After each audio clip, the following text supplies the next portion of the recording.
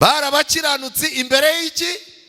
Ubu dufite ikibazo mu miryango yacu kizatuma iri jambo ryitwa bombi ritavugwa mu mateka yacu. Satani azatureka tubwirize, ubu uri umudamu ukunda Imana, Satani azadanangira umugabo wawe. Uko ushyira imbaraga mu gusenga no kubikunda, aba ariko umugabo wawe nawe ashyira imbaraga mu kubyanga no kwirirwa aryamye mu rugo. Hari igihe rero Satani abakinira akazungu, umugabo akivumbura, ntaba akijya mu bintu byo gusenga no gushaka Imana n'ibya Bibiliya akajugunya, akazaza asigara inyuma, umugore akagenda akajya gufasha. Kera kabaye wazajya kubona ukabona umugabo arabyutse, arakangutse, aravuze ati ibintu narindimo ni bibi, Mana nkangura. Agahita aza ku rusengero tubumbijemo, agakubitana n'umugore nawe agize gute? Abivuyemo. Ukibaza se uyu mukino uzarangira ryari? Bombi. Hari abantu bagira amahirwe iri jambo rigasohorezwa kuri bo. Bombi barabaki? Hari igihe ushaka umugore wajya gusenga ugasanga nawe yabishakaga, cyaba igihe cyo kwiga ijambo ry'Imana ugasanga nawe cyari igihe cye. Haba hari ikintu kibaraje ishinga, mukeneye kwiriza ubusa, waba urimo kwiga inzira uzabicishamo ngo bimubwire, agahita akubwira ati nanjye maze iminsi 3 mbitekereza uko iki kintu twagisohokamo. Iryo jambo ryitwa bombi nibwo risohoka. Hari abantu benshi baza gukorera ubukwe ku rusengero, ku munsi pasiteri avuze ko abafatanyije, ukaba ari nawo munsi ijuru ritanzeho itangazo ko batandukanye by'iteka ryose. Ufitiye inyigisho ikugabanyiriza agahinda k'ikibazo umazemo imyaka. Byanga byakunda, Imana yagennye yuko mu nzu yayo tuzahabonera ibyo kurya, tuzahabonera ibyigisho, tukahabonera indirimbo n'ubuhamya bw'abana b'Imana butuma tudaheranwa n'ibibazo byacu. Ababyeyi bagerageje kuguha izina ryiza, izina riherwa na Mana. Baragerageza, abatazi Imana neza bafasha y'abatagatifu barayakwita, bavuga bati byibuze azavemo umuntu muzima. Ariko najya nkubaza, ubona urimo gukora ibisa n'izina ryawe? Abantu bari bafite amatsiko yo kubona Imana. Yohana yagombaga kuzaboneka bizamukiye ku matsiko bamufitiye, atunga urutoki avuga ngo dore ntama w'Imana ukuraho ibyaha by'abagize gute. Ariko najya mubaze, hari abantu bagufitiye amatsiko? Mwiriwe? Hari abantu bagufitiye amatsiko? Umuntu yarigaga yarangiza segonderi ukumva abantu baravuze batari ko mfite amatsiko, uyu mwana wo kwakana kubundi ko ibintu byose abikora biguruka azavamo iki? Wajya kumva yabaye umuyobozi ukomeye, umuntu agahita avuga ati narabibonaga. Ariko kuri iki gihe umuntu baramuha ibishoboka byose, akabyarwa n'ababyeyi basenga, akicara mu rusengero akaririmba, ibintu byose bishoboka abantu bakamufasha. Ku munsi wo kubyara umusaruro ukazahamagara umugore we bamaranye ukwezi bakoze ubukwe, ukamaze uti umugabo umusize he? Yarangiza agahita akubwira ngo ntumbaze ibyiriya mbwa. Arabatunguye ntabatunguye? Ni ikibazo. Hari igihe umuntu azinduka agakoropa urusengero bakamwita intwarane. Hari igihe umuntu aza agashyira umwete mu kubwiriza cyane, abantu barangiza bati ni intwarane, byahe naho arashaka kumenyekana. Hari igihe umuntu aza agatanga amafaranga mu rusengero, abantu barangiza batari ko rero uyu mugabo atanze amafaranga kandi afite ibibazo, kandi atari we mukire wa mbere. Wajya kumva abantu baravuze bati kanaka ni intwarane, naho narimo aragira ngo ubutaha bazagira inshingano bamuha, iyo batayimuhaye arimuka. Intwarane, abantu bakora mu gihe abandi bananiwe. Intwarane, abantu bagira morale mu gihe abandi bivumbuye. Intwarane, abantu baza gusenga batitaye kuba bakundaga batakiza gusenga. Intwarane, abantu bapfukama bagakomeza kuramya Imana no kuyisenga banezerewe, nubwo bamaze imyaka 10 basaba Imana kubyara bakaba bataranatwita. Intwarane, abantu bishimira ubuzima Imana yabahaye bagahora bategereza. Intwarane, abantu bavuga ngo nubwo mwese mwabivamo nge nzagira gute, nzabigumamo. Ni igiki kiranga abantu b'intwarane? Kuko no guterura umwana yari inshingano y'abatambyi, kandi umutambyi wese abana ni 4 hariya, yacungaga ufite iwabo bakomeye kugira ngo guterura uwo mwana bibyare na business. Igihe Yohana yari arimo nicyo turimo, yego cyangwa hoya? Yego. Umururumba nyuma yawo abantu bakundaga ibyo kwinezeza, bari bafite ibibazo ariko bashakaga ikintu cyitwa kwinezeza, baragenda binjira mu kurya no kunywa baravuyarara. Abaromani bababona urwaho baraza barabakoloniza. Uko kurya no kunywa no guhora mu bintu by'umurengwe byarangiye basigaye barwara indwara, n'abadayimoni basigaye bababamo. Niyo mpamvu muzabona buri kirorero Yesu yabaga arimo cyabaga gifite umuntu urwaye abadayimoni. Ariko reka mbabaze, abadayimoni barimo baragaruka mu birorero byacu, yego cyangwa hoya? Yego. Igihe Yohana yatangiriye kwigisha, abantu biyerekanaga mu myambarire.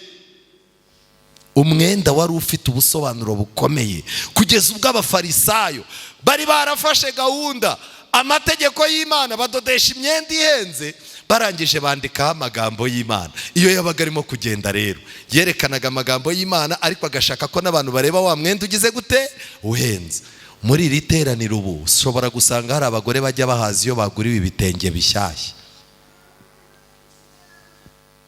Hari abantu utaha gahunda hano ukamubwira uti ngwino udufashe gusenga usoza, yahinze agatavuga ati rero ntago naje niteguye, ariko yazaza yambaye ikoti, umwana we bamuguriye mu bukwe, yarangiza agatangira ati ariko ko mudaheruka kumpa gahunda muri iyi minsi ndyoshye nditeguye. Naho aragira ngo yerekane imyenda. Dufite umubare w'abasore batira imyenda, agatira uwo ku rindi torero, akaza akirirwa, babyita gutwika, akirirwa yatwitse hacumba. Ubu n'ubu harimo haracumba. Ijipo siye, ikoti sirye, urukweto surwe, abirimo arimo arazamura amazuru asuzugura gahunda ziberaho. Ikintu cyitwa imyenda mu cyitondere, cyari ikigeragezo gikomeye mu gihe cya Yohana. Umubare munini w'abagore n'abakobwa bemera no gusambana no guca inyuma abo bashakanye kugira ngo abone umwenda, kuko umugabo atari ku rwego rwo kuwugura. Abagabo mudaheruka kugura imyenda mwihangane, ariko namwe mushaka ukuntu mwikokinga, shaka ukuntu wikokinga, wenda ugura ijipo ikoti rizahanuka ahantu runaka. Iyo kwambika umutima byabuze, umwuka w'ubuhanuzi urambwira ngo abantu barangazwa no kwambika iki? Umubiri. Ntago wabura byombi. Aya yose 66 ababyumvise bose babishyira mu mitima yabo bati, mbese uyu mwana azagira gute? Azaba iki? Hari abantu baguteruye umunsi bakwita izina, bareba ababyeyi bawe uko bifashe, bareba umunezero papa wawe na mama wawe baguteruye bari bafite. Abo bantu ku munsi wo kukwita izina bahagurutse iwanyu bavuga ngo uyu mwana azaba iki?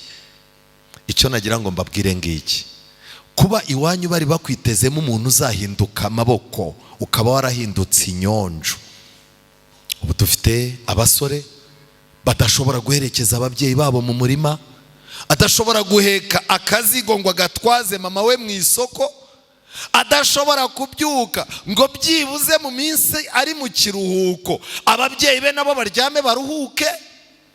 Ni umuntu uri mu kirere nk'ikinyugunyugu. Ikinyugunyugu nicyo kiguruka, cyagera hariya kikagongana n'umuyaga, kigahindukiza amababa, kigakataha, kigasanga umuyaga nawe wikaraze wahaje, ikinyugunyugu kigahindukira. Ellen White yanditse ko hari abagore bameze nk'ibinyugunyugu, batagira icyerekezo mu buzima kubera ko babitorejwe iwabo. Ubundi mu by'ukuri amatsiko abantu bari bagufitiye ukivuka, n'ubu hari abantu bakirimo kwibaza. Umuntu agize imyaka 40 aracicaye iwabo barimo barabaza ngo azaba iki?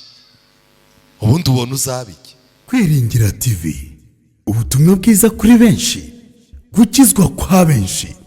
Matayo 24 umurongo wa 14. Haleluya.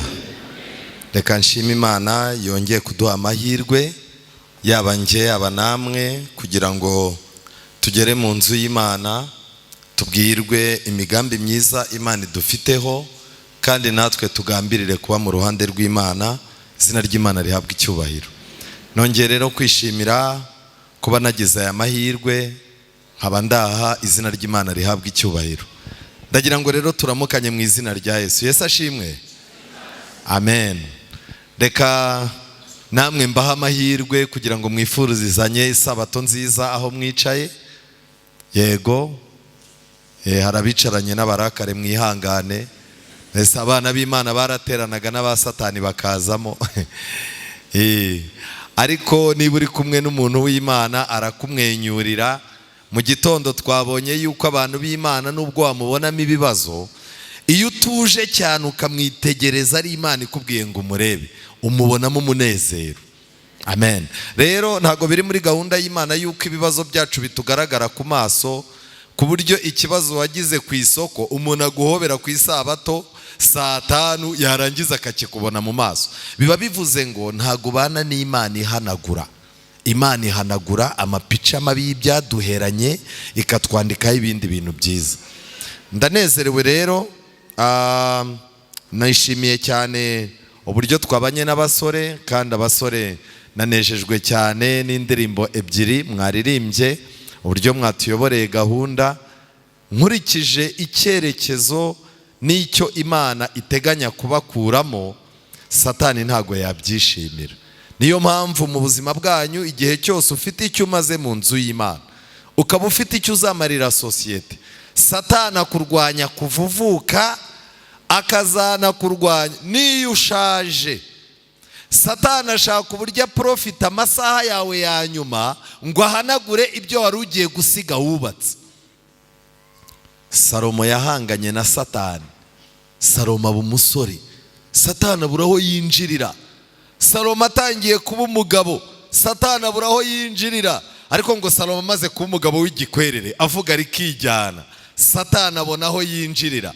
Salomo yakangutse ashaje, urusengero yubakiye Imana iruhande yararugeretseho ibigirwamana, ingoro z'ibigirwamana, afite abagore atazi amazina kuko atayafata mu mutwe, abana bavuka kuri abo bagore bafitanye amatiku. Salomo azunguza umutwe abwira Imana ati ntunjugunye n'ubundi ndi uwawe. Yagize amahirwe kuko byibuze Imana yamuhaye gusigara irinze amateka meza kandi muhanagurira amateka mabi. Nta gihe kibaho cyo kutaba amaso, ntacyo. Mwabasore mwe rero ndishimye cyane kandi nishimiye ko tuza kubana n'abantu bakuru bumva bagifite amatwi ashaka kumva iby'umwuka bw'iri torero, nabo baze kuze. Se mugira ngo abantu bose bafite amatwi? Ntabwo abantu bose bafite amatwi. Muzatanga amatangazo hano, mutange gahunda yo kwisabato n'isaha izatangirira, muzarebe ko abantu bazazira kuri iyo saha. Ikibazo rero ni amatwi. Ariko abumva amatwi, bafite amatwi yumva icy'umwuka bw'iri torero, saa 9 turongera duhure, kandi dufite impamba ikomeye Imana yiteguye kuduha. Abaje bari aha namwe ndabasuhuje, Imana ibaho umugisha. Nishimiye kubabona byose nambaye hano ni uniform. Ubwo rero nifuza yuko hano namwe mwakwinjira muri programme izatuma mubona abayobozi biteguye gufasha aba bajiya bakuru. Dufite abasore bari mu myaka 20 kuzamura, bakeneye kwegerwa, bakeneye kugirwa inama, bakeneye gukundishwa Imana, gukundishwa itorero no kwikunda nabo ubwabo kugira ngo barinde umubiri wabo, barinde n'ahazaza habo. Ibyo rero programme zacu zibaho, hatazagira umuntu ugira ngo jiya no gukoma amashyi no gutera akaguru hejuru. Dufite amasomo atandukanye yatuma umuntu aba umuntu w'Imana kandi akaba umwizera w'itorero mwiza. Mbifurije isabato rero ya gatatu y'ikiciro cya jiya nziza. Reka mbasabe dusenge twinjire mu kijambo ry'Imana ridusaba. Uwiteka Mana nziza, twongeye kugira umugisha wo kubumbura ijambo ryawe. Wavuze yuko nitujya kuribumbura tuzatubanza tugaca bugufi, kuko uganirira natwe mu ijambo ryawe, natwe tukakubwirira ibyacu mu masengesho. Iri jambo tugiye kwiga urigeze kure hashoboka, kugira ngo mu buzima bwacu haboneke impinduka. Kandi Mwami Uwiteka, Mwuka wera, buri muntu wese amushyire ku munzani w'ijambo ryawe, kugira ngo mu gutsindwa kwacu habonekemo imbaraga idasanzwe ikingura urugi rwo gutsindishirizwa kwacu. Ngaho rero ngwino ubane natwe, ijambo ryawe rigira imbaraga, kandi ubusobanuro butangwa nawe aba ari bwo butaha ku mitima y'abana bawe. Twebwe uduhe gukinguruka kugira ngo wibonanire n'abana bawe, tubisabye twizeye mu izina rya Yesu, amen. Tugiye kwigana icyigisho gifite insanganyamatsiko ivuga ngo utunyangingo twibanze tw'intwarane. Utunyangingo twibanze tw'iki? Tw'intwarane. Icyo nashaka kuvuga utunyangingo, abantu bize bazi icyo bita ADN. ADN bamwe bavuga utunyangingo, abandi bakavuga uturangasano. Buriya nagira mbabwire, hari igihe umuntu yicara akavuga ati njye ndi mwene kanaka.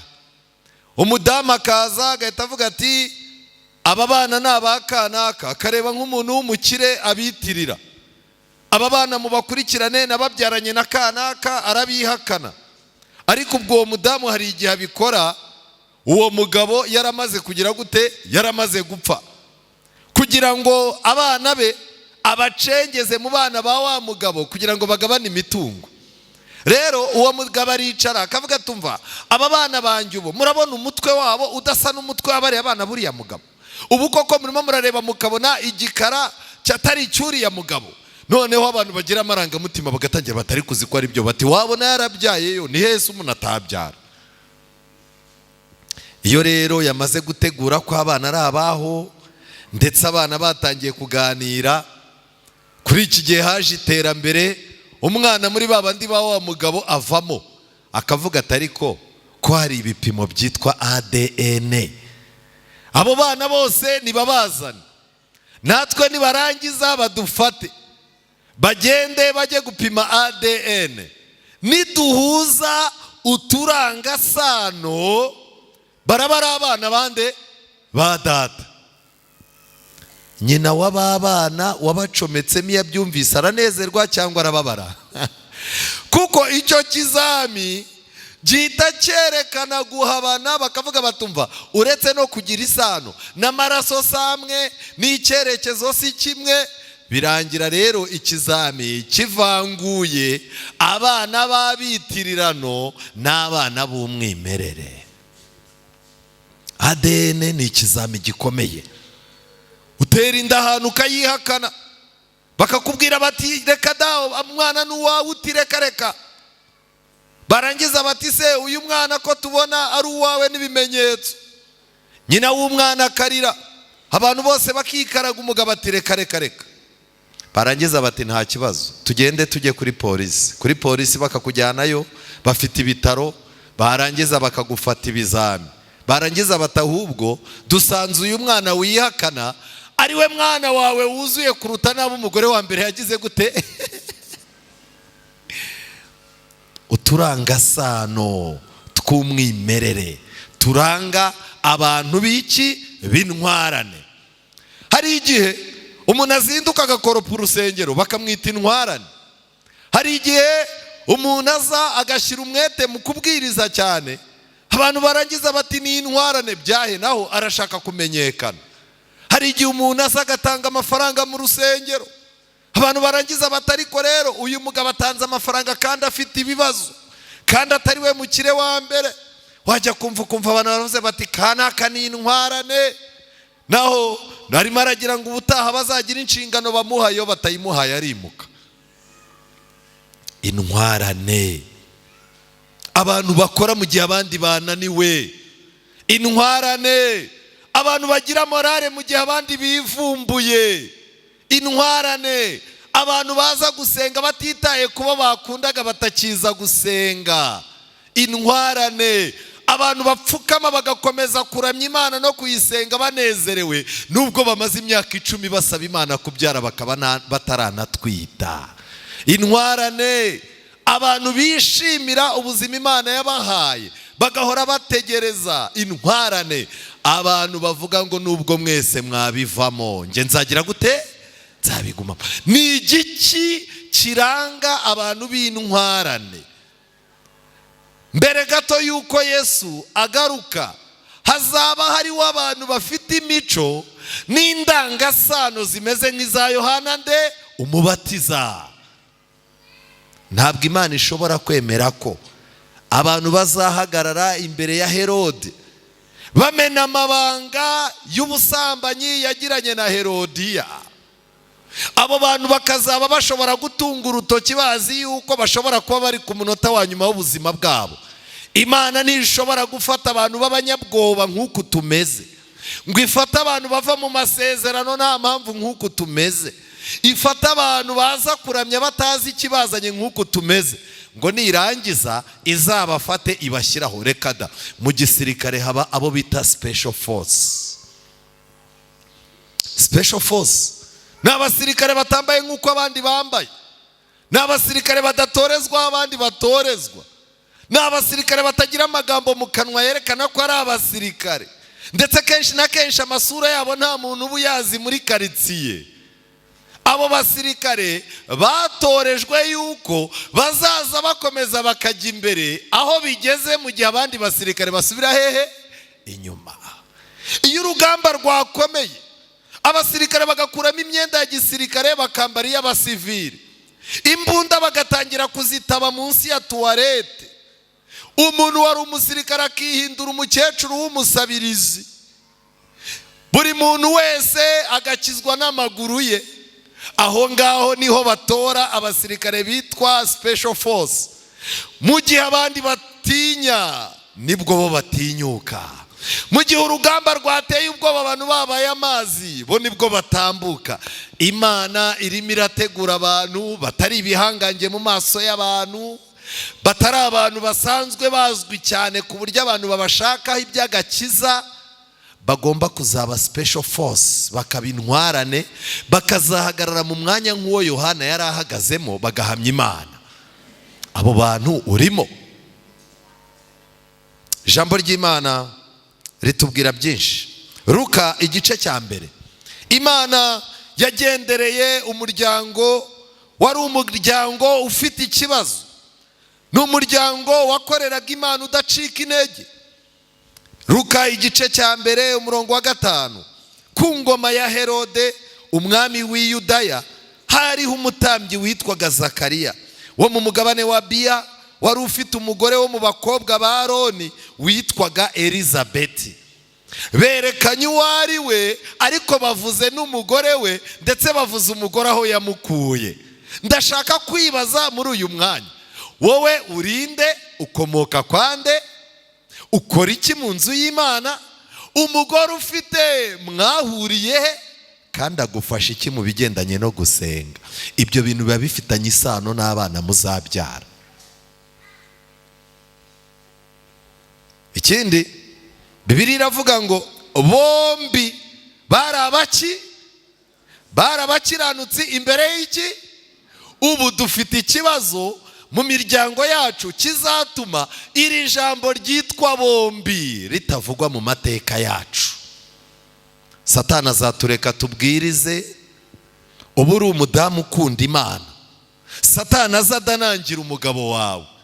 Uko ushyira imbaraga mu gusenga no kubikunda, aba ariko umugabo wawe nawe ashyira imbaraga mu kubyanga no kwirirwa aryamye mu rugo. Hari igihe rero Satani abakinira akazungu, umugabo akivumbura, ntaba akijya mu bintu byo gusenga no gushaka Imana n'ibya Bibiliya, akajugunya, akazaza asigara inyuma, umugore akagenda akajya gufasha. Kera kabaye wazajya kubona ukabona umugabo arabyutse, arakangutse, aravuze ati ibintu narindimo ni bibi, Mana nkangura. Agahita aza ku rusengero atubumbijemo, agakubitana n'umugore nawe agize gute? Abivuyemo. Ukibaza se uyu mukino uzarangira ryari? Bombi. Hari abantu bagira amahirwe iri jambo rigasohorezwa kuri bo. Bombi barabaki? Hari igihe ushaka umugore wajya gusenga ugasanga nawe yabishakaga, cyaba igihe cyo kwiga ijambo ry'Imana ugasanga nawe cyari igihe cye. Haba hari ikintu kibaraje ishinga, mukeneye kwiyiriza ubusa, waba urimo kwiga inzira uzabicishamo ngo bimubwire, agahita akubwira ati nanjye maze iminsi 3 mbitekereza uko iki kintu twagisohokamo. Iryo jambo ryitwa bombi nibwo risohoka. Hari abantu benshi baza gukorera ubukwe ku rusengero, ku munsi pasiteri avuze ko abafatanyije, ukaba ari nawo munsi ijuru ritanzeho itangazo ko batandukanye by'iteka ryose. ariko mwiriwe muri hano Imana ibaha umugisha, ijambo ryitwa bombi ribasohorereho. Yego rwose. Aba bantu bombi rero Bibiliya ivuga ko bagenderaga mu mategeko, icyo ni icya mbere, bakaba bakiranutsi imbere y'Imana, kubera ko hari amoko abiri yo gukiranuka. Hari uburyo umuntu ategura ubukiranutsi imbere y'abantu. Ubu abantu benshi baraha turi abakiranutsi imbere y'abantu. Umuntu akandeba akavuga turiya mugabo nkurikije ukuntu avuga, nkurikije ukuntu aba yambaye neza, nkurikije ukuntu agenda nta n'akantu akandagira, umva rwose uwampa n'abandi bakirisitu bose bakamera nk'uriya. Kubera iki? Mfite ubukiranutsi imbere y'abantu. Kandi Bibiliya igaragaza yuko Satani yigishije abantu kwihangira no kwiremera ubu bwoko bwo kugira gute? Bwo gukiranuka. Ariko aba barabakiranutse imbere y'Imana. Umuntu ukiranuka imbere y'Imana ntiyita ku magambo y'abantu. Kandi Bibiliya ivuga ngo bagenderaga mu mategeko n'imihango by'umwami Imana, byose ari iki? Ari inyangamugayo. Imihango y'umwami Imana n'amategeko y'Imana bari inyangamugayo kuri ibyo. Reka ngire ikintu mbabwira cyambabaje. Turimo turatakaza kuba inyangamugayo imbere y'Imana kubera yuko turashaka kuba inyangamugayo mu bantu. Umuntu arimo aremera ntatange kimwe mu 10 mu rusengero, ariko ku rubuga rwa WhatsApp rw'abantu biganye akavuga ati batazanshishamo ijisho. Oya mama kana, nubwo dufite ibibazo ngiye gufata amafaranga kuri konte, ndemera nshyireho n'ayideni. Urabona bari abantu batazaducishamo ijisho, afazari tuzasigare turi mu bibazo. Ubu rero turashaka kuba inyangamugayo mu mashyaka ya politike, turashaka kuba inyangamugayo aho twashatse, turashaka kuba inyangamugayo mu bo twiganye, turashaka kuba inyangamugayo ku bantu ngo tubemeze. Niyo mpamvu umubare w'inyangamugayo ku Mana urimo kugenda uba muke. Urimo uraba muke. Ntago mbizi niba uri inyangamugayo, ntabwo nzi aho ugeze, ariko turimo turarwana no kuba inyangamugayo imbere y'abantu. Nshuti zanjye, ijambo ry'Imana rivuga ko batagiraga umwana kuko Elizabeti yari ingumba kandi bombi bari bageze mu zabukuru. Gusaza kugeretswemo ubugumba ni ibintu byabaga bifite imbaraga. Kandi uyu mugabo Bibiliya itubwiye witwa Zakariya yagombaga gukora urugendo n'amaguru agiye Yerusalemu. Kutagira umwana kandi akaba abona agiye gusaza cyari ikintu kimurya umutima.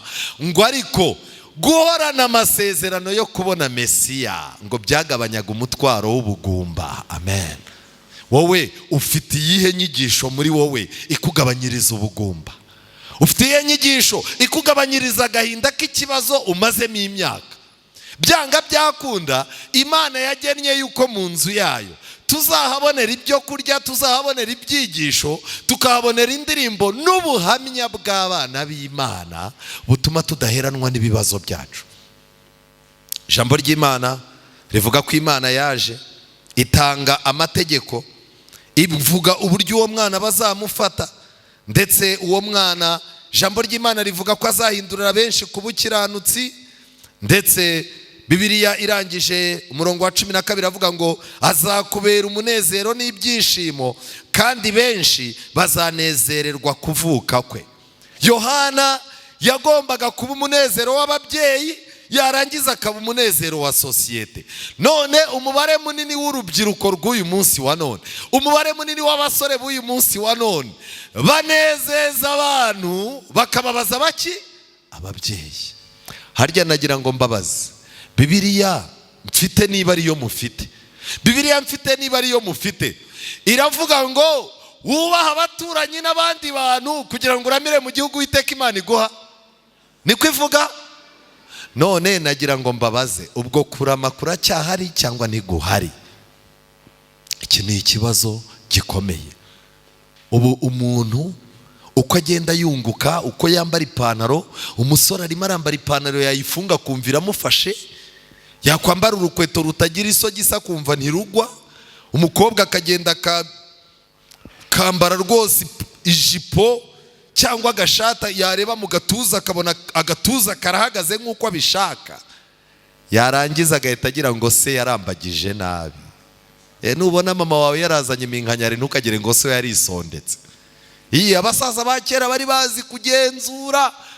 Iyo uganiriye n'umusaza ushaje ukamubwira uti ariko mama wamukuye, ahita akubwira ati ubu narwanye n'abagabo benshi bandusha n'amafaranga, ndamwegukana, uzi nyoko uyu nguyu yasaga n'izuba rirashe, warireba ukaribura ariko riba ryarigeze riba rihari.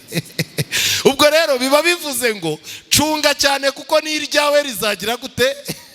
Rizarenga. Nubona abakecuru bagenda ukabona mu gatuza kabo bameze nk'abakobwa bakiri batoya, nta gatuza nta bere ubona, ntukagire ngo ntibayigeze. Ibintu byose ni amasomo. Imana yemeye ko Yohana avuka ngo anezeze abantu bari bababaye, bari bategereje kubona Imana mu muntu. Icya kabiri kandi nanone nawe anezeze ababyeyi be. Uyu mugambi biragoye kubona abantu barimo kuwushyira mu bikorwa. Ijambo ry'Imana, igihe uyu mwana yamaze kuvuka, papa we kuvuga biranga, bahamagaza abantu ku munsi wo kwita izina. Ku munsi wo kwita izina, umurongo wa 63, papa we atumira icyo kwandikiraho, arangije arandika ati izina rye ni Yohana. Bose baratangara. Muri ako kanya akanwa ke karazibuka, n'ururimi rwe ruragobodoka, aravuga ashima Imana. Abaturanyi bose baterwa n'ubwoba. Ibyo byose byamamara mu misozi y'Iyudaya yose. 66. Ababyumvise bose babishyira mu mitima yabo bati mbese uyu mwana azagira gute? Azaba iki? Hari abantu baguteruye umunsi bakwita izina, bareba ababyeyi bawe uko bifashe, bareba umunezero papa wawe na mama wawe baguteruye bari bafite. Abo bantu ku munsi wo kukwita izina bahagurutse iwanyu bavuga ngo uyu mwana azaba iki? Icyo nagira ngo mbabwire ngiki, kuba iwanyu bari bakwitezemo umuntu uzahinduka amaboko, ukaba warahindutse inyonjo. Ubu dufite abasore badashobora guherekeza ababyeyi babo mu murima, adashobora guheka akazigo ngo agatwaze mama we mu isoko, adashobora kubyuka ngo byibuze mu minsi ari mu kiruhuko ababyeyi be nabo baryame baruhuke. Ni umuntu uri mu kirere nk'ikinyugunyugu. Ikinyugunyugu nicyo kiguruka, cyagera hariya kikagongana n'umuyaga, kigahindukiza amababa, kigakataha, kigasanga umuyaga nawe wikaraze wahaje, ikinyugunyugu kigahindukira. Elena White yanditse ko hari abagore bameze nk'ibinyugunyugu batagira icyerekezo mu buzima kubera ko babitorejwe iwabo. Ubundi mu by'ukuri amatsiko abantu bari bagufitiye ukivuka, n'ubu hari abantu bakirimo kwibaza. Umuntu agize imyaka 40 aracicaye iwabo barimo barabaza ngo azaba iki? Ubundi ubona uzaba iki? Ariko mwiriwe abantu b'inyuma turi kumwe, amabafura aravuga neza. Ubundi upanga kuzaba iki? Iwanyu baragufasha, baricaye ku myaka yawe mu minsi mike, barakuzanye uruhinja baje mu rusengero, abapasitoro bagusabiye umugisha, baranje baravuga bati twifuza yuko uyu mwana yazagira impinduka ateza mu nzu y'Imana. None abakobwa muri korari wabamaze ubatera inda, ubundi uzavamo iki? Ababyeyi bagerageje kuguha izina ryiza, izina riherwa na mana. Baragerageza, abatazi Imana neza bafasha y'abatagatifu barayakwita, bavuga bati byibuze azavemo umuntu muzima. Ariko najya nkubaze, ubona urimo gukora ibisa n'izina ryawe? Ubundi amazina dufite uwayakubita muri software ibara imico, bakagufata amazina ngewe Musoni, amazina yanjye bakayashyira muri computer, ku rundi ruhande bagashyiraho imico yanjye, bagasaba computer kunshakira irindi zina. Muza amazina twakwitwa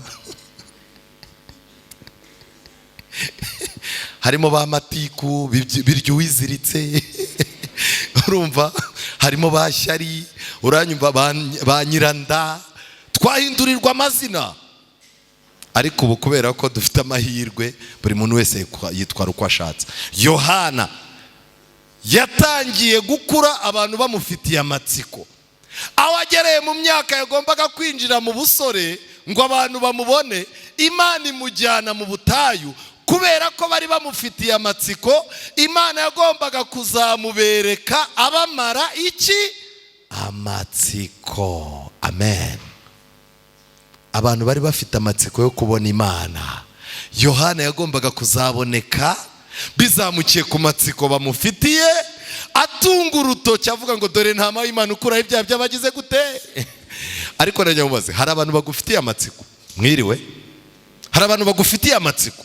Umuntu yarigaga yarangiza segonderi ukumva abantu baravuze batari ko mfite amatsiko, uyu mwana wo kwakana kubundi ko ibintu byose abikora biguruka azavamo iki? Wajya kumva yabaye umuyobozi ukomeye, umuntu agahita avuga ati narabibonaga.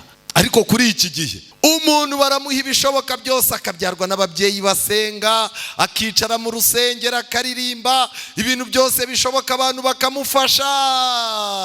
Ku munsi wo kubyara umusaruro ukazahamagara umugore we bamaranye ukwezi bakoze ubukwe, ukamaze uti umugabo umusize he? Yarangiza agahita akubwira ngo ntumbaze ibyiriya mbwa. Arabatunguye ntabatunguye? Ni ikibazo. Yohana aragiye, Imana iramutunze, imaze kumutunga Imana iramurinda, ndetse ijambo ry'Imana muri Luka igice cya 3 rigaragaza uburyo Yohana yatangiye kwigisha, abwira abantu ibintu Imana yiteguye gukorera abantu bo mu gihe cye.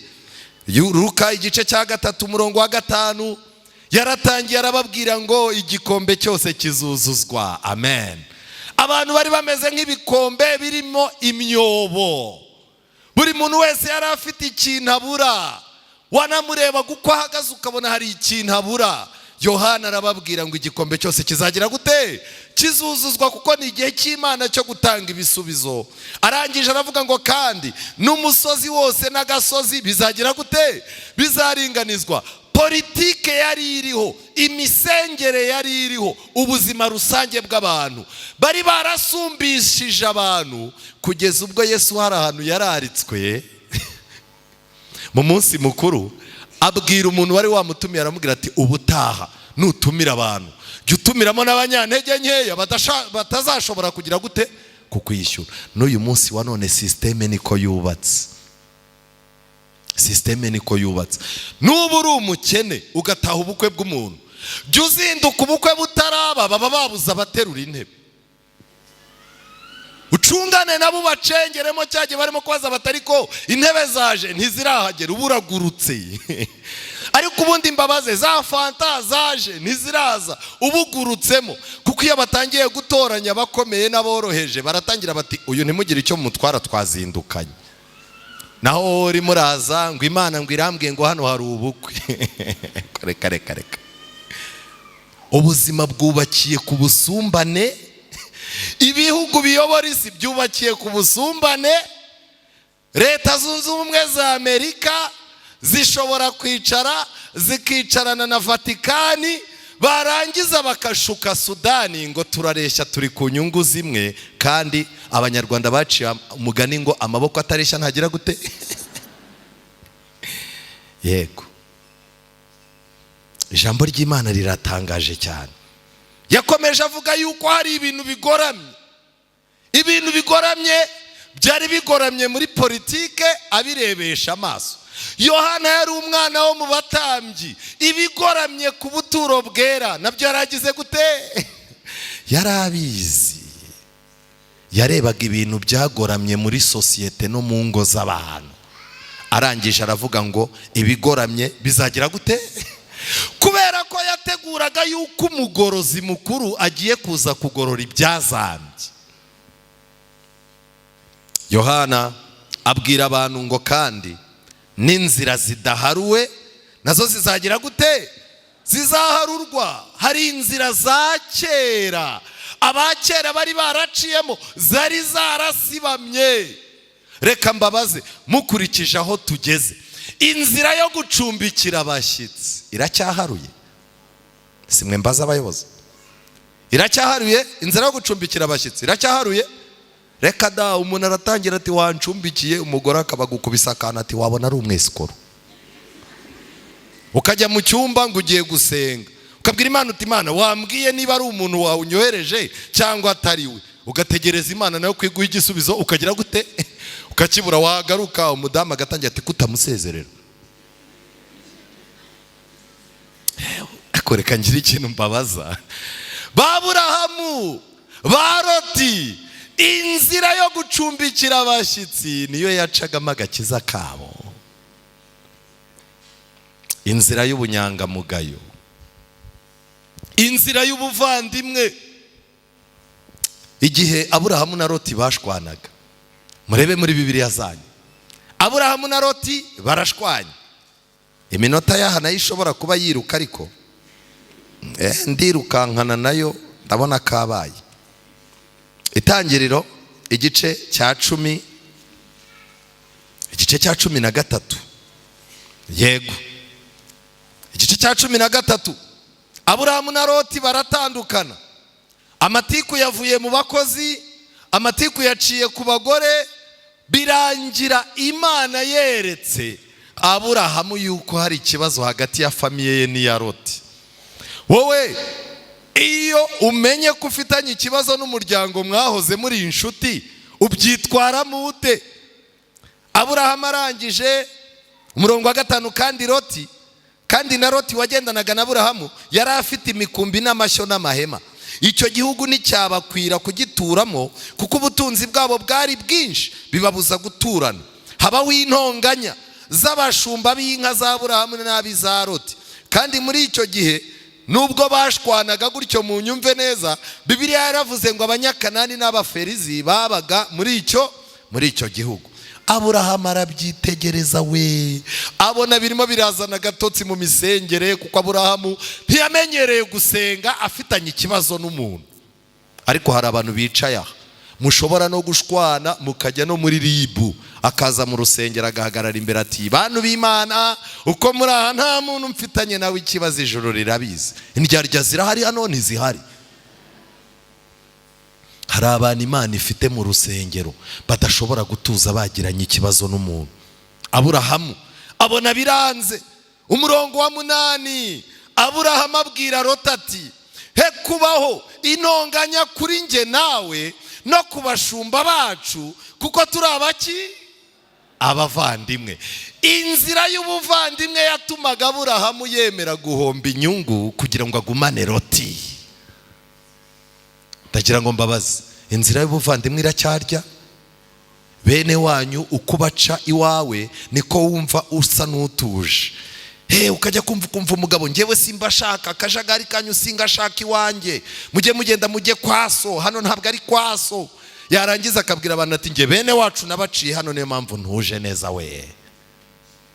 Inzira y'ubuvandimwe ikeneye kongera guharurwa. N'abantu bangahe biteguye kongera kuyicamo? N'abasore bangahe biteguye guca mu nzira y'ubunyangamugayo, bakubaha abakobwa barimo kurambagiza, bakabubahisha, bagategereza kuzabana nabo no kurarana nabo bakoze ubukwe, kuruta gushyuhaguruzwa no kubasambanya. Iyo nzira wapi? Abasore iyo barimo kuganira, hari igihe kigera buri wese akabwira undi umubare w'abakobwa yasambanyije. Kambwira ati ariko sha we bamaze kuba bangaye? Utarasambana rero abareba hasi ameze nk'umuntu w'injiji, barimo kubwira ati ko kitavuga iki ngiki, vuga ntawe tu. Barimo kwirata ubutwari. Ariko inzira y'umunyangamugayo no gutegereza kugeza ku munsi Imana yakugeneye, iyo nzira ni ikinyurwa. Abantu barimo bararya za avance, abakobwa barimo aragenda agakundana nawe amezi 3 mugasambana bigapfa, akagenda akajya ku wundi nawe agasambana bigapfa. Ubu hari abantu bameze nk'abantu bashatse ingo nk'esheshatu kandi nta na rumwe barageramo, ngo bidapfa. Ariko birapfa ntibipfa. Sha ibintu bitarimo Imana niyo bitogose bishya uruhande rumwe. Hari ukuntu umuntu ateka umuceri n'ibikabyo byinshi agashyiramo inkwi, yarangiza umuceri agapfundikira akawicara iruhande ati ndarya tu. yajya kurya agasanga umunyu wagiye uruhande rumwe, ibidahiye bigiki ugashaka uruhande uragerageza kurya ukagira gute ukarubura. Niko bimeze ku bakobwa n'abahungu murimo guta Imana ngo mwirwaneho. Inkono yanyu izashya uruhande rumwe kandi muzashaka uruhande ruhiye mugire gute murubure. Urugerageza gushya muzarusangamo umunyu utuma mutabasha kubirya. Ijambo ry'Imana rirakomeye. Yohana arangije atanga irindi tangazo, avuga yuko abantu bose bazabona agakiza k'Imana. Kuko muri iyo minsi guhabwa agakiza, gusurwa mu bigendanye n'agakiza, kubwirwa amasezerano y'Imana no kubona baza kugusura mu rugo, babanzaga kureba ikintu kikuvamo uko kingana. Umufarisayo iyo yajyaga kujya gusengera umudamu w'umupfakazi no kumusabira umugisha, yarabanzaga akareba ngo ndakura y'iki, ndarya y'iki. Yesu arimo kugaya abafarisayo arababwiye ngo hazavumwa abafarisayo kuko barya ingo z'iki. N'uyu munsi niko bimeze ku rusengero. Ufite moto ishaje nta muntu ukusuhuza ngo aguhobere, ariko iyo waguze akamodoka ujya kubona ukabona abantu baraje baraguhobeye. Abayobozi b'itorero bayiciyeho bayikandagira amapine. Yajya mu misozi pe, yantwara ngiye kubwiriza wajya kubona ukabona abana b'abasore bari hafi gukora ubukwe batangiye kuza, papa wacu turagukunda rwose tonto. Ariko se ko musetse cyane nkaho na hano bihaba rero kubera yuko urukundo dusigaranye rwabaye imibare, hari abantu banyagupfa batazigera bagerwa. Ufite iki? Ariko ni ikibazo, si ikibazo. Yohana arangije aravuga ngo Imana igiye kumanuka yiyizire, yitangira agakiza ku buryo abakire n'abakene bose bazakabonera rimwe. Ibi bintu byari inshingano ikomeye. Kandi Yohana arangije muri icyo gihe Imana imushinga gutangira kwigisha. Muri icyo gihe igitabo cyitwa Uwifuzwa ibihe byose, icyigisho cya 10 cyitwa Ijwi ry'urangurura mu butayu, niho nakuye ibi bintu. Icya mbere, nimureba neza, muri icyo gihe Yohana yigishaga, abantu bitwa ngo ni Abisiraheli basengaga, abapagani bari kure yabo baravugaga bati muri Isiraheli harimo Imana, ni abantu b'Imana, buriya barya ibintu byejejwe, ntabwo bajya bapfa kuvuga amagambo. Iyo barebye ubona ari abantu bafite ubwenge bwinshi. Aba bantu Imana yabahaye umugisha. Muribuka yuko hari n'abanyabwenge bahagurutse bakava mu burasirazuba bakajya kureba Abisiraheli. Hari igihe ureba umuntu ugahita uvuga uti nkurikije uriya muntu ukuntu yambaye ikoti, nkurikije ko ari umukuru w'itorero, nkurikije uburyo umugore we mureba, uko biri kose mu rugo rwabo mu gitondo na nimugoroba barasenga, buriya nkurikije uko bateye ni abantu b'inyangamugayo, nta muntu wakwicwa n'inzara, buriya bazi na Bibiliya mbegereye bansobanurira Daniyeli n'ibyahishuwe, buriya nagize ikibazo baza bakansengera. Wamwegera mwaganira, wahinguka mu rugo ugasanga arimo aratuka umugore. Ariko ubundi ugira ubwenge, wowe uzahora uri umwana mu mutwe mpaka ryari? Uzi guhinguka mu rugo rw'umuntu w'Imana ugasanga arimo aravuga ngo umugore we n'abana, atazi gutandukanya umugore n'abana yabyaye, arimo kubwira ngo umugore we nawe ngo ni umwana mu mutwe. Uhita utangira ukavuga uti inzira ntibwira iki? Ntibwira umugenzi. Wajya kubona ukabona umwana wabo yinjiranye igicupa. None se hano mu bantu hanze ko muri Isiraheli nta nzoga zihaba? Cyo kubona ukabona umwana afite igicupa, bwiye ababyeyi ati muve mu nzira njye kuryama cyangwa mbatimburaho. Wagarangiza ukavuga utariko ibi nabyo ni bishyashya muri Isiraheli, se ibi birahaba? Ugatangira ukabaza uti se Yesu azagaruka ryari? Barenze akakubwira bati kiriya ni igipindi cy'abazungu, ashobora kuza uyu munsi cyangwa kamara imyaka 20. Hari igihe ugera i Yerusalemu ukahasanga ikinyuranye n'icyo wageraga gute wateganyaga. Umuntu akaza mu rusengero, abadive turabizi muri abantu bazi Bibiliya, muri abantu basomye turabemera mu madini yacu pe. Yagera mu rusengero yaje ashimira Imana, yajya gusanga agasanga turi mu byigisho by'ishuri ryo ku Isabato. Umuntu agahaguruka akavuga ati ngewe navukiye mu itorero, ikibazo ngiye kubaza ntihagire uwo kigusha. Ubundi muri Bibiliya hari ahantu herekana ko tugomba gutanga icyacumi? Munsubize. Ukabona abantu barajujuye, umuntu yarangiza ati none ze nanjye mvuye mu bapagani icyacumi ndabizi ko cyanditse. Buriya no mu badive haba abantu batazi Bibiliya? Barahari rwose, barahari n'ubu ngubu bari hano batagira Bibiliya, batagira igitabo cy'indirimbo, batagira igitabo cy'umwuka w'ubuhanuzi. Biyizira gusa tubona ari umuntu w'umusirimu wafunze, umurakara uri aho ngaho wiyicarira ahantu acungana n'ibintu. Uriya musaza yambaye ikoti rishaje bazamuhindure, ariko nk'ubu umutekinisiye baramutoraguye, ubu ntiyumva ko bivuga nabi. Uriya mukuru w'itorero atanga amatangazo adukanga, abona turi abana be, ubwo araho arimo aracumurira mu mutima. Izo ntebe zizi byinshi.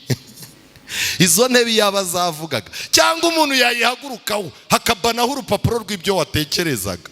Abakuru b'itorero bakwegura.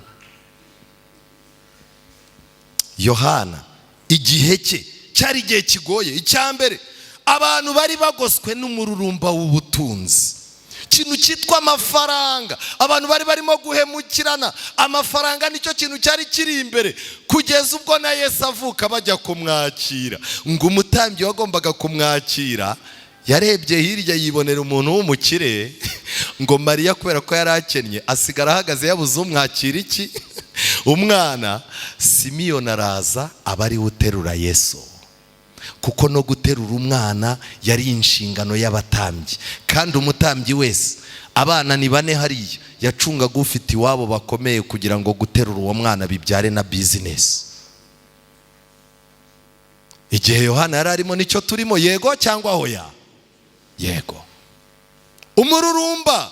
Nyuma yawo abantu bakundaga ibyo kwinezeza, bari bafite ibibazo ariko bashakaga ikintu cyitwa kwinezeza.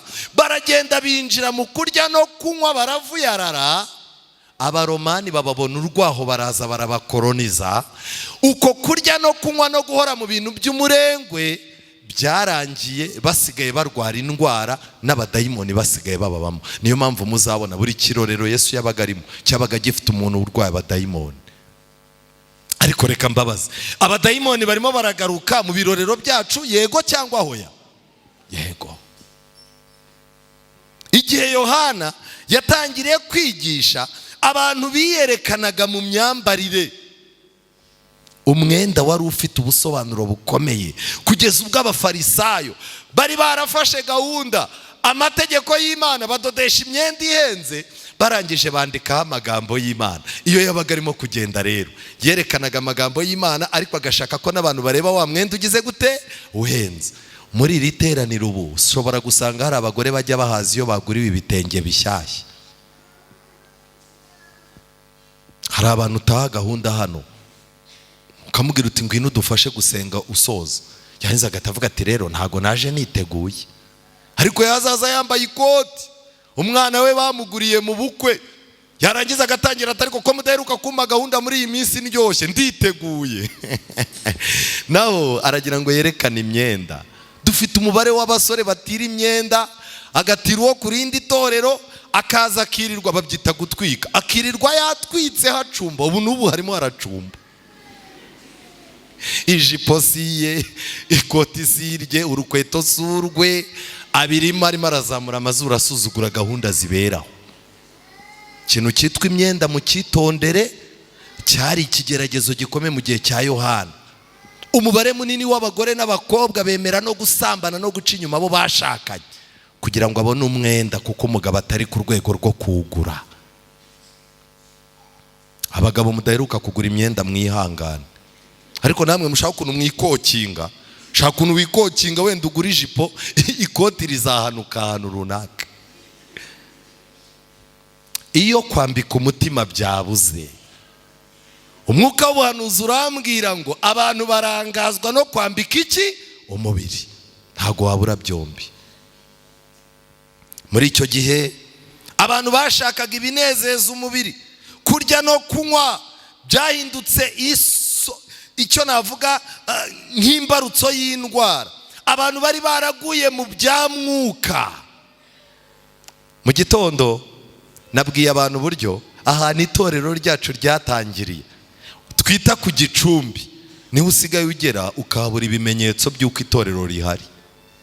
Cya kubona ukabona umuntu araje abwirije igitekerezo cy'ipusi n'imbeba, ukavuga se ibi bintu biracyabaho.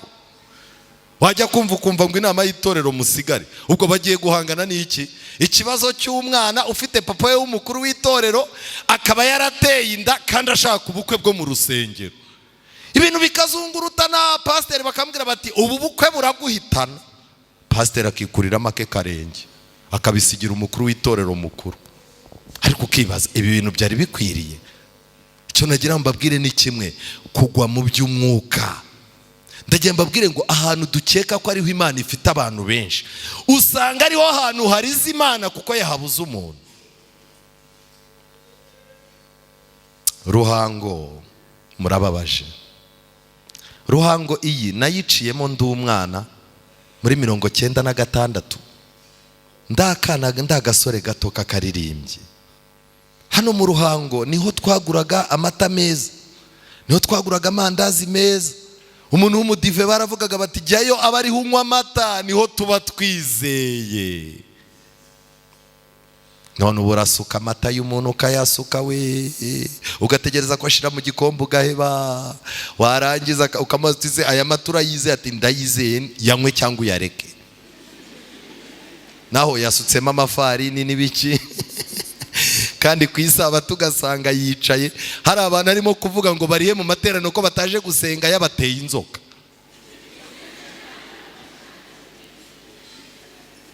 Abanyaruhango twabaga tugiye kubwiriza i Butare, twacaga hano mu Ruhango saa 2.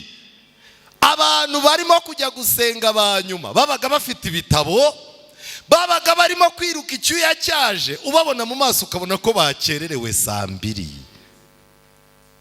Jya hariya saa 4:15 urakubitana n'umuntu ufite Bibiliya urimo kugenda wagira ngo arimo aratera imetero abari umuhanda bazubaka. Ukibaza agiye gusenga ntagiyeyo. Ruhango igicumbi cyatangaga abavuga butumwa. Umuntu yavaga hano mu Ruhango adasanzwe ari n'umubwiriza, yagera i Kigali yatanga inyunganizi bakavuga bati mumufate atubera umukuru w'itorero, uyu muntu afite ibyanditswe byera muri we. Ruhango hano wabaga ugeze ukavuga uti ngeze ku gicumbi cy'ibyanditswe, ibibazo byananiye byose ndaza kuza kubibariza hano. Bari abadivaniste ubona babasirimu, bari abantu barwana no gukora, ugasanga umuntu ni umukuru w'itorero ariko wamusanga ku munsi w'isoko ugasanga arimo arahambura ibaro ry'imyenda, ugasanga arimo arahambura ku ibaro ry'inkweto. Abantu bavuga bati abadive bose baratubeshya, ukuyemo kanaka niwe muntu muzima. Mufite ikihe kibazo? Ni igiki cyabuze? Ni igiki mwabonye cyatumye ibintu by'Imana mubona ari ibintu biciriritse? Mumeze nk'Abisiraheli imbere gato yuko Yohana atangira umurimo. Iki kinya mu by'umwuka mufite cyamaze gufata abayobozi, gifata abakuru b'itorero, kiramanuka gifata abagabo, kiragenda gifata abakire, kiramanuka gifata abizera. None dore icyo kinya cyamaze kugera mu bana banyu. Muzara muri ki? Mwateye umugongo ibyo murimo mukongera mugashakisha Imana n'umutima wose. Harabura iki? Ko murimo kugendera mu nzira mbi kandi amaherezo bizaba bibi. Nshuti zanjye, mu gihe cya Yohana imbaraga zo gusobanukirwa icyaha zagendaga zigabanuka. Abantu bari batazi gutandukanya icyiza n'ikibi, kandi muri icyo gihe ubutegetsi bw'igihugu, ubwambuzi ndetse no guhuza kw'ibimenyetso bya gipagani bya Roma byagaragaraga mu nsengero. Roma yaragendaga ikaza ikikubitira akana ahantu, kuko insengero nyinshi Roma yaziteraga inkunga. Yarangiza bakavuga bati icy'ingenzi ni ugusenga, icy'ingenzi ni ugusenga. Bisanga ibibazo bya leta y'Abaroma byaramaze kwinjira mu misengere yabo. Byageze ku rwego umutambyi mukuru yajyaga gutorwa, kera yatorwaga n'Imana, ariko mu gihe cy'Abaroma yari asigaye ashyirwaho mu buryo bw'amanyanga. Uyu munsi ibintu bigaragarira imbere yacu biratwereka yuko tugeze ku rugabano. Yohana umubatiza yagombaga guhagarara imbere y'abantu akabigisha soza uturangasano tw'ingenzi. Icya mbere, akarangasano ka mbere, kwirinda no kwifata. Yohana kugira ngo azagere ku musaruro, Imana yaramubwiye ngo ubwo Kristo ari mu mutima wawe, icya mbere hagomba kubaho ikintu cyitwa kwirinda. Yohana yaririndaga, ntabwo yaryaga ibintu bibonetse byose, ntabwo yanywaga ibintu bibonetse byose, kandi Yohana yarifataga mu ngingo zahuruje abandi. Icya kabiri, gutura hatari akajagari hamufasha gutekereza neza. Mu gihe abantu benshi bari barimo kuza bisuka muri Yerusalemu ngo niho ubuzima bworoshye, Yohana we yiberaga hakurya ya Yerusalemu ayirebesha amaso ariko atayirimo. Ndagira mbabwire iki kintu mukimenye, ukeneye gutura ahantu hatari urusaku n'akajagari. Icya gatatu, kwiyumvisha ko ari umunaziri aho yaba ari hose byatumye ajya gutora imyenda yo kwambara. Bibiliya iravuga ngo yambaraga nk'abahanuzi ba kera, umwenda ukenyeje umushumi. Wowe wambara nk'abadivanisiti babanje. Iyo ugiye kudodesha imyenda wibuka yuko ufite amahame y'imyambarire. Imyambaro isobanuye ikintu kinini. Ubu dukerejwe n'amatiku y'imisatsi n'imyambaro, kandi twakagombye kuba dukerejwe no kwibaza ngo nkore iki kugira ngo nkire. Yohana, irindi banga rikomeye, ntabwo yikingiranaga ahantu he ngo yigunge. Iyo yamaraga kwakira imbaraga z'Imana yajyaga mu bantu. Amen. Yarabanzaga agasenga akicaginga, ubuntu bw'Imana bukamwuzura, ibyanditswe byera bikamwuzura, yarangiza akajya mu bantu akabashyiramo ibintu byiza. Ariko uyu munsi wa none ugerageje gusenga no gusoma ahita atangira kubwira abantu ngo ni amadayimoni. Wajya kumusuhuza, toka satani kwa jina la Yesu. Yohana uyu yitegerezaga ubushishozi ibibera mu isi, yari umuhanga cyane. Yohana yakurikiranaga akantu kose kabaga, yashakaga uburyo abaza ijuru ngo aka kantu gatambutse nta sano gafitanye n'inama y'agakiza. Kubw'ibyo rero ngo yitegerezanyaga ubushishozi akantu kose mu bintu bibaye. None televiziyo turareba amakuru ukabona ni ibintu bisanzwe. Ejo bundi amazu yarahiye muri Los Angeles, nta kintu bikubwiye. Ikinyamakuru cyavuze umuperezida ntavuze izina wa hano hafi ngo weretswe ngo abone Imana mu zuba, ugahita wumva ko icyo kintu nta sano. Ukumva ngo umuntu ngo yarongoye ihene, ukavuga uti ni ibisanzwe.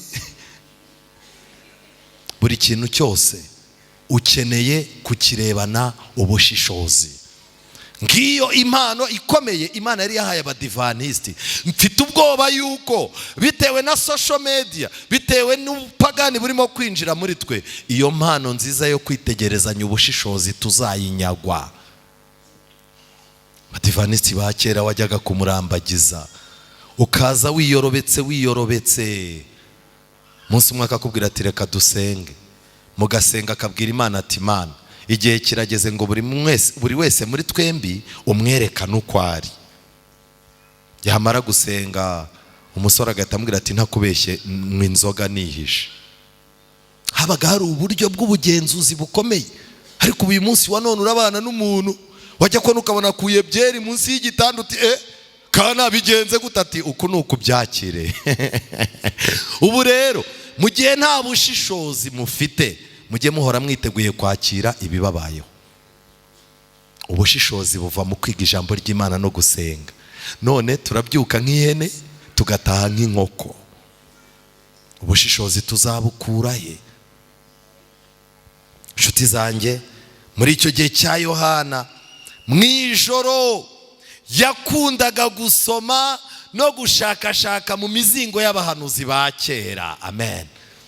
yaricaraga akavuga ati nibyo nkorana n'Imana, ariko nubwo nkorana n'Imana hari abandi babanje Imana yakoranye nabo. Kugira ngo mbashe guhagarara ku kibuga kinyerera nk'iki mpagazeho, nkeneye kwiga n'imizingo ya kera. Ndashaka kukubaza, ubu dufite abaririmbyi batajya bumva indirimbo z'abandi kubera ishyari, dufite ababwiriza badashobora kumva ibibwirizwa by'abandi kubera ishyari, dufite amatorero adashobora gusura ayandi ngo ayigireho umurimo kubera ishyari.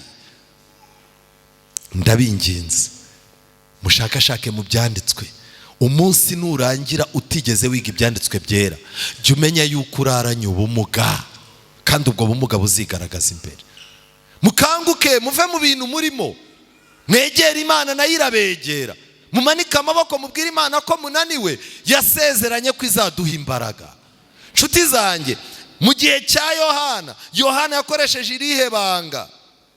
Yacyahaga ku mugaragaro ubujura bwari buriho, ibyaha bigaragara byabaga biriho. Hari aho yageraga abantu bose baracecetse, kuko ibyaha by'abantu bakomeye mu idini ntibyavugwaga, ariko ibyaha byakozwe n'abakene byafatirwaga imyanzuro idatinze. Ariko ubu uyu muntu ubundi atanga iki mu rusengero? Amaze iki? Ubundi yaje ryari? Ninde wanamuzanye? Mufata umwanzuro, ntabwo tuzaza turara mu nama y'itore mu matiku nkaya. Ubwo ni urubanza rw'umukene. Urubanza rw'umukire ga nawe byakubaho. Mugerageze murwaze. Bibiliya iravuga ngo umuntu nagira ibibazo ntimukamuhe Satani. None se ubu murabona niba byamubayeho, wowe umwana wawe ntibyakubaho? Mugerageze turwaze, kandi murabona ni mugenzi wacu, twikwiha rubanda.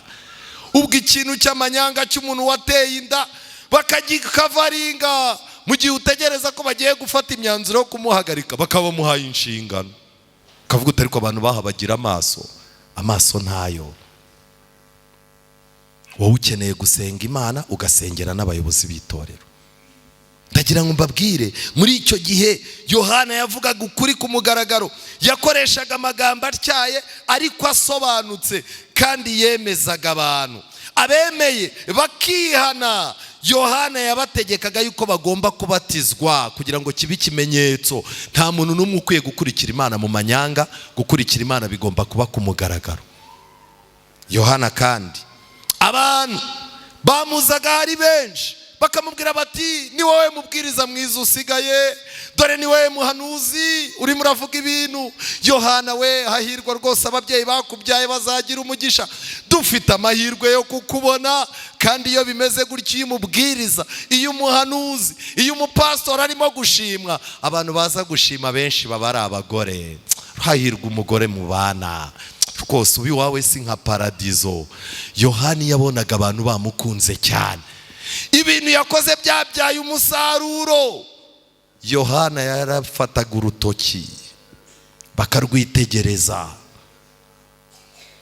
yarangiza rwa rutoki akarutungaho kristali, akabwira ngo dore ntama w'Imana ukuraho ibyaha by'abagize gute kuko nanjye ndi umunyantege nke mwintumbira.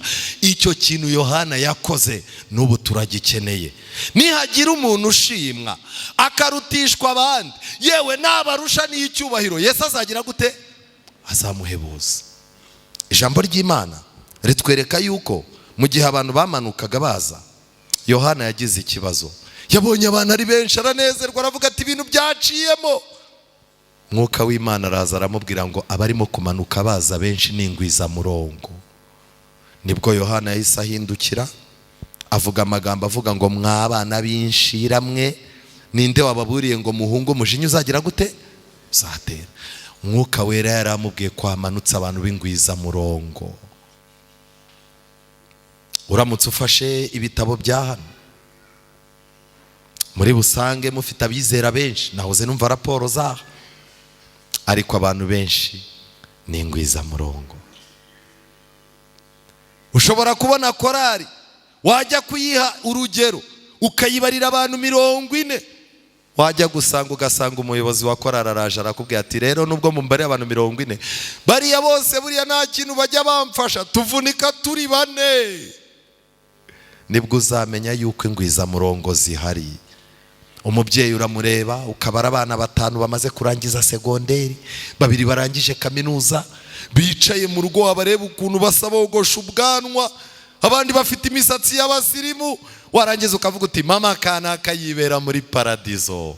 Wajya kumusuhuza ugasanga yaburaye arimo arasusumira, kakubwira ati ubu naburaye bwari bukeya mbuha bya bihungu byanjye by'ibisambo. Warangiza ukamaze uti se bizarangira gute? Ati ni Imana izabikemura. Arababaye ntababaye, afite ingwizamurongo ntazihari. Reka ngire ikintu mbabwira, saba Imana igira ikigukorera wo gukomeza kuba ingwizamurongo mu nzu y'Imana. Nta muntu n'umwe Imana izemera ko arwana urugamba rusoza ari ingwizamurongo, ntibibaho. Uyu munsi hari ikintu nifuzaga ko ukora, ni ukumanika amaboko ukabwira Imana ngo Mana, nabaye imburamukoro, nabaye ingwizamurongo igihe kirekire, ndashaka yuko utegura ubuzima bwanjye, ndakwiyeguriye, ndagusaba ngo umpe indangasano z'abantu b'intwarane, kugira ngo winjire muri twe, ugire icyo ukora, tuzakubera abantu batagusebya. Mana, ndi mu ntege nke, ariko gira ikintu nkorera kugira ngo nongere ngaruke mu mbaraga. Mana, ndi umunyabyaha pe, nanjye iyo mbitekerejeho mbona nararengeje urugero, ariko gira ikintu nkorera, dore ndakwihaye. Ninde muri mwe ufite iryo sengesho ubwira Imana ngo Mana, dore turi mu gutangira umwaka, ndakwinginze ngo umwaka washize wabaye mubi, nagiye ngambirira ibyiza ariko nkisanga nakoze ibibi, ndagushaka ngo ugire ikintu kidasanzwe ukorera ubuzima bwanjye, mfashe umwanzuro wo kuza ku ruhande rwawe, mpindura intwarane, ne guterwa ubwoba n'ubukene, ne guterwa ubwoba n'akazi kabuze, ne guterwa ubwoba n'uko twakundanaga barimo kumbwira ko agiye kuncika, cyangwa se uwo dukorana arimo kunsaba gukora ibyaha kugira ngo mbone kubana nawe neza. Mwami, ntinyura, unyereke ko ari we banga ry'ubuzima. Umuntu ufite icyo cyifuzo naze dusenge. Kwiringira TV, ubutumwa bwiza kuri benshi, gukizwa kwa benshi. Matayo 24:14.